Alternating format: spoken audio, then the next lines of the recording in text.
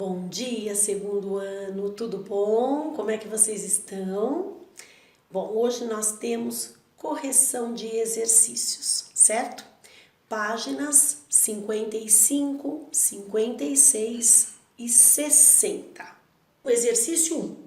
Por meio de estudos filogenéticos, identificou-se certo grau de parentesco evolutivo entre aves e répteis, mas, ainda assim, são várias as diferenças entre esses grupos animais.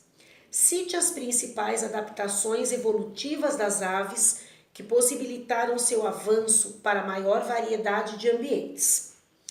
A endotermia e a presença de uma camada de gordura sobre a pele possibilitaram que as aves migrassem para habitats mais frios. As adaptações ao voo, como asas e penas, também facilitaram a locomoção para outros ambientes. Exercício número 2. A alternativa cujas características são todas de aves é letra D. Ácido úrico como substância nitrogenada de excreção, ovíparos com desenvolvimento direto, presença da glândula uropigiana que produz secreção utilizada para a impermeabilização corporal. Exercício 3. Embora a maioria das aves esteja adaptada ao voo, existem algumas exceções. O pinguim, por exemplo, não voa, mas pode nadar e mergulhar. Já o avestruz pode caminhar e correr. Letra A. Quais são as adaptações morfofisiológicas que possibilitaram a capacidade de voo das aves? Então vamos lá. Nós temos os ossos pneumáticos, a ausência de bexiga urinária, presença de asas e penas, quilha, na qual os músculos peitorais se fixam, e sacos aéreos ligados aos pulmões. Letra B. Explique a relação entre o tipo de circulação, a endotermia e a capacidade de voo das aves. Por ser fechada, dupla e completa, a circulação é mais eficiente nas aves, possibilitando a manutenção da temperatura corporal e maior energia para o voo. Exercício 4. Em várias espécies de aves, no interior do seu sistema digestório, mais especificamente na moela e no estômago, podem ser encontradas pequenas pedras que são engolidas por elas para auxiliar no trituramento dos alimentos. Letra A. As aves não têm dentes nem mastigam os alimentos, como o sistema digestório compensa esse fato para digerir adequadamente os alimentos. O sistema digestório das aves, ele apresenta o papo que armazena e amolece o alimento, o proventrículo que lança os sucos digestivos e a moela, que é um segundo estômago muito musculoso e que tritura os alimentos. Letra B. Por que a digestão das aves precisa ser rápida e bastante eficaz? Porque as aves necessitam de energia calórica em grande quantidade para o voo e não podem acumular alimento ou excretas em seu organismo. Pois isso aumenta o seu peso e dificulta o voo. Exercício número 5. Peixes, anfíbios e répteis colocam ovos, porém a quantidade de ovos colocada por peixes e anfíbios é bem maior que a colocada pelos répteis. Quando comparado aos répteis, essa quantidade também é reduzida nas aves. A qual fator o número maior de ovos pode estar relacionado? Explique. O número maior de ovos em peixes e anfíbios está relacionado ao fato desses grupos apresentarem a fecundação externa e os ovos sem casca. Além disso, geralmente os pais não cuidam dos ovos ou dos filhotes. No caso dos répteis, a fecundação é interna e os ovos apresentam casca. Quanto às aves, os pais cuidam dos ovos e dos filhotes, aumentando as chances de sobrevivência e por isso o número de ovos é reduzido. Exercício 6. As aves migratórias voam muitas vezes a grandes altitudes e por longas distâncias sem parar. Para isso, elas apresentam adaptações estruturais e também fisiológicas, como a maior afinidade da hemoglobina pelo oxigênio. Letra A. Explique a importância da maior afinidade da hemoglobina pelo oxigênio nas aves migratórias.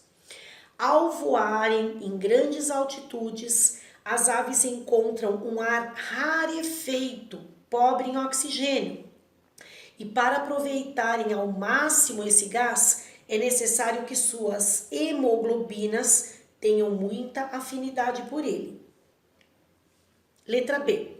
Indique duas adaptações estruturais que as aves em geral apresentam para o voo e qual a importância dessas adaptações. Então vamos lá. O corpo coberto de penas leves e flexíveis, ossos pneumáticos, a ausência de bexiga urinária.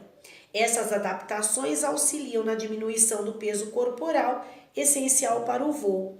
Vocês podem citar outras adaptações também, não precisa ser necessariamente as que eu citei, ok? Página 60, exercício 1, vocês têm aí um pequeno texto e depois está escrito assim: sobre as aves e os mamíferos, assinale a opção correta. É a letra E. Apresentam a mesma origem a partir do grupo dos répteis. Segunda, os cachorros são animais mamíferos, porém não apresentam glândulas sudoríparas espalhadas pela pele. Em dias quentes ou após intensa atividade, como correr, ficam com a língua de fora, liberando para o ambiente calor gerado pelo corpo. Qual é a função das glândulas sudoríparas nos mamíferos? Elas têm a função de resfriar o corpo por meio da evaporação do suor. Terceiro exercício, vocês têm aí também um pequeno trecho falando aí sobre um mamífero, o olinguito. Sobre esse mamífero, pode-se afirmar que deve necessariamente apresentar letra A, sistema circulatório duplo. Exercício 4. Os mamíferos surgiram a partir da evolução de um grupo de répteis primitivos entre 245 e 208 milhões de anos atrás. Atualmente ocupam os mais diversos ambientes e estão distribuídos em 3 grupos: prototérios, metatérios e eutérios. Com base no desenvolvimento embrionário, explique a diferença entre esses 3 grupos, citando o exemplo de cada um, de cada grupo. Vamos lá. Os prototérios, como o ornitorrinco, colocam ovos e o desenvolvimento embrionário ocorre fora do corpo da mãe. Os metatérios, como o gambá, apresentam o útero e a placenta pouco desenvolvidos, e os fetos completam o desenvolvimento no marsúpio, onde se encontram as glândulas mamárias. É aquela famosa bolsa que eles possuem, onde os filhotes ficam, até amadurecerem um pouco. E os eutérios, como o cachorro, apresentam placenta bem definida, e o filhote se desenvolve por completo no útero da mãe. Questão número 5. Embora não seja um fato inédito no litoral catarinense, foi noticiado em nível nacional, em agosto de 2004, o encalhe de uma baleia no Rio de Janeiro. Esse animal pertence ao filo dos cordados e à classe dos mamíferos. Com relação aos mamíferos, assinale as proposições corretas. Vocês vão assinalar a 2 e a 8. Prontinho. Terminamos aqui o conteúdo, Encerramos aqui toda a matéria, todo o conteúdo do segundo bimestre. Já fizemos prova, já conversamos a respeito, E aqui a gente tem a finalização aí desse conteúdo de zoologia, certo? Até a próxima aula. Beijo para vocês.